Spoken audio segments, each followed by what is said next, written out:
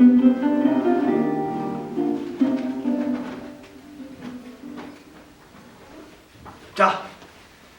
learned by this letter that Don Pedro of Aragon comes this night to Messina. He is very near by this. He was not 3 leagues off when I left him. How many gentlemen have you lost in this action? But few of any sort, and none of name. A victory is twice itself when the achiever brings home full numbers. I find here that Don Pedro had bestowed much honour on a young Florentine called Claudio. Much deserved on his part, and equally remembered by Don Pedro. He had borne himself beyond the promise of his age, doing in the figure of a lamb the feats of a lion.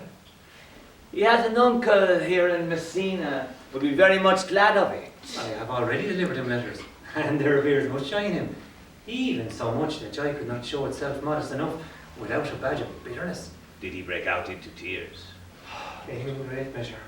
Kind overflow of kindness. There are no faces truer than those that are so washed. How much better is it to weep at joy than to joy at weeping?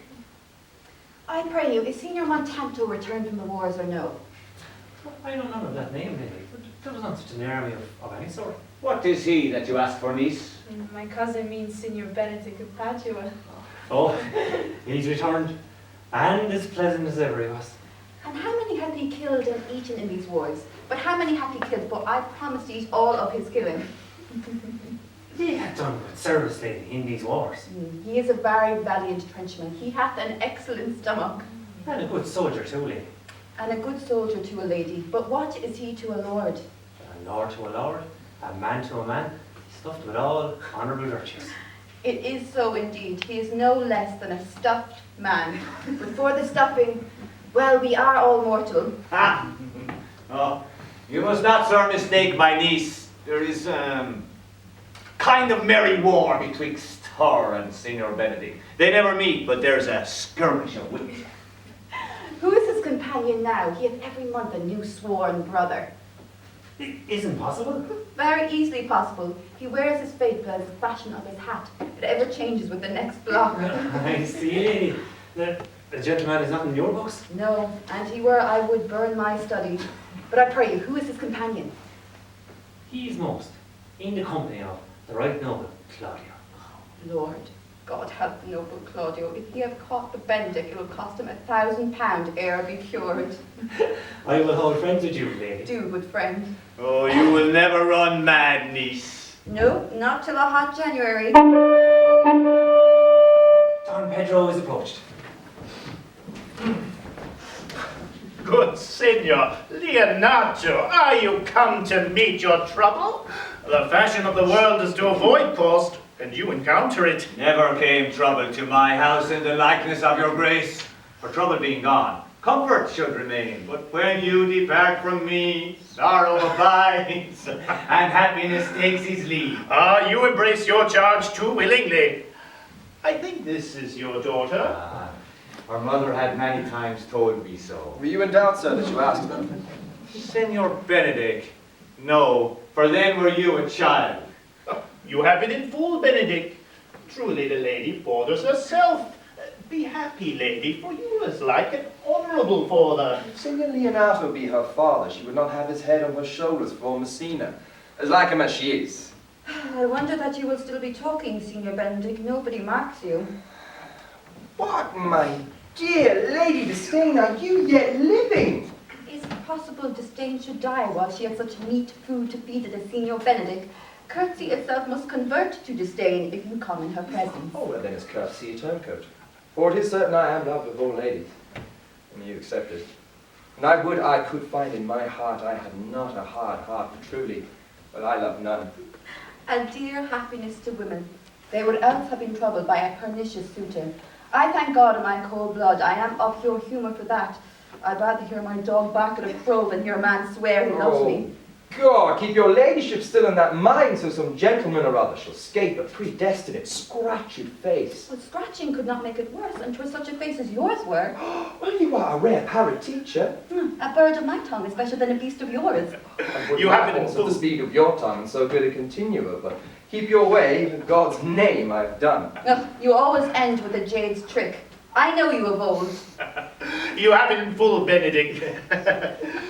Signor Benedick and Signor Claudio, my good friend Leonato has invited you all, and I tell him we shall stay at the least a month. And he heartily prays some occasion may detain us longer. I dare swear he is no hypocrite, but prays from his heart.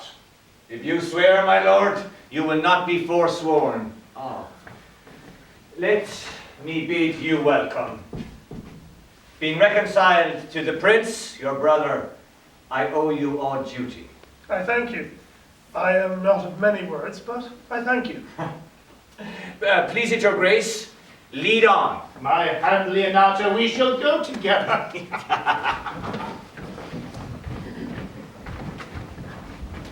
Benedick? Leonato's daughter, Signor Leonato. I noted her not when I looked on her. Oh, is she not a modest young lady? Do you ask me as an honest man should do for my simple true judgment? Or would you have me speak after my custom as being a professed tyrant to their sex? I pray thee, speak in sober judgment. Why, it made me think she's too low for high praise, too brown for fair praise, and too little for great praise.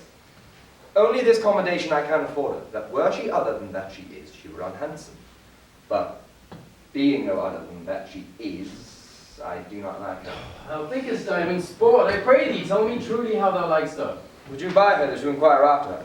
Can the world buy such a jewel? Yea, and a case to put it into. But speak you this with a sad brow?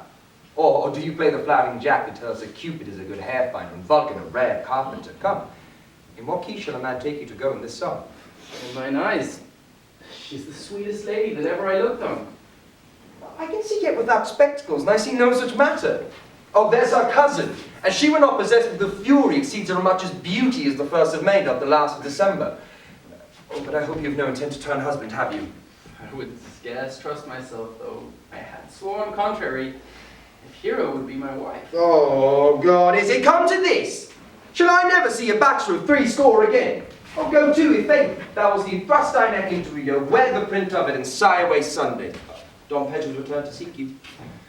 What secret hath held you here, that you followed not to Leonato's? I would your grace would constrain me to tell. I charge thee on thy allegiance. You hear, Count Claudio? I can be as secret as a dumb man, I would have you think so, but on my allegiance, mark you this, on my allegiance. He is in love. With whom now that is your grace's part, mark how short his answer is. With Hero, Leonato's short daughter. If it were so, so were it uttered. Like the old tale, my lord, it is not so, nor 'twas not so, but indeed, God forbid it should be so. And if my passions change not shortly, God forbid it should be otherwise. Men, if you love her, for the lady's well worthy. Speak this to fetch me in, my lord. Ah, by my troth, I speak my truth. In faith I spoke mine. And by my 2 faiths and troths, my lord, I spoke mine. That I love her, I feel. That she is worthy, I know. That I neither feel how she should be loved, nor know how she should be worthy, is the opinion that fire cannot melt out of me. I will die in and at the stake. Thou wast ever an obstinate heretic in the despite of beauty. And never could maintain his part, but in the force of his will. That woman conceived me, I thank her. That she brought me up to land, I give her most humble thanks. Because I will not do them the wrong to mistrust any, I will do myself the right to trust none. And the fine is, for which I may go the finer, I will live a bachelor. I shall see thee, ere I die, look pale with love. With anger, with sickness, or with hunger, not with love. Prove that ever I lose more blood with love than I will get again with drinking. Pick out mine eyes with the ballad maker's pen, and hang me up at the door of a brothel house with a sign of blind Cupid. Well, if ever thou dost fall from this faith, thou wilt prove a notable argument. If I do, hang me in a bottle like a cat and shoot at me. And he that hits me, let him be clapped on the shoulder and called Adam. How well thou wilt temporize with the hours. In the meantime, good Senor Benedick, repair to Leonato's, commend me to him, and tell him I shall not fail him at supper, for I know he hath made great preparation. Ere you flout old ends any further, examine your conscience. So I leave you. My liege, your highness now may do me good. My love is thine to teach. Teach it but how, and thou shalt see how apt it is to learn any hard lesson which may do thee good. Hath Leonato any son, my lord? No child but Hero, she's his only heir. Dost thou affect her, Claudio? Oh, my lord, when you went onward on the standard action, I looked upon her with a soldier's eye that liked but had rougher task at hand than to drive liking to the name of love. But now I am returned, and that war thoughts have left their rooms vacant.